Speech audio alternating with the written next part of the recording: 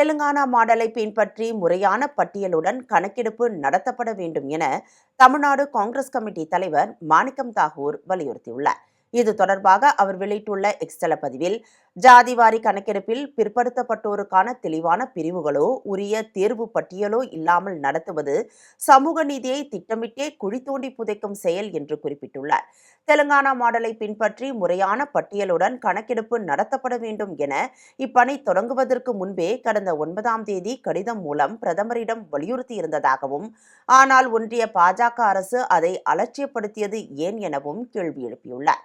மக்களை ஏமாற்றும் கண்துடைப்பு நாடகத்தை நிறுத்துங்கள் என்று விமர்சனம் செய்துள்ள மாணிக்கம் தாகூர், சுய விளம்பர அரசியலை விட்டுவிட்டு காங்கிரஸ் தலைவர் மல்லிகார்ஜுன கார்கே, மக்களவை எதிர்க்கட்சித் தலைவர் ராகுல் காந்தி ஆகியோர் முன்வைத்துள்ள ஆக்கப்பூர்வமான ஆலோசனைகளை ஏற்று உடனடியாக கேள்வி படிவத்தை மாற்றியமையுங்கள் என்று வலியுறுத்தியுள்ளார்.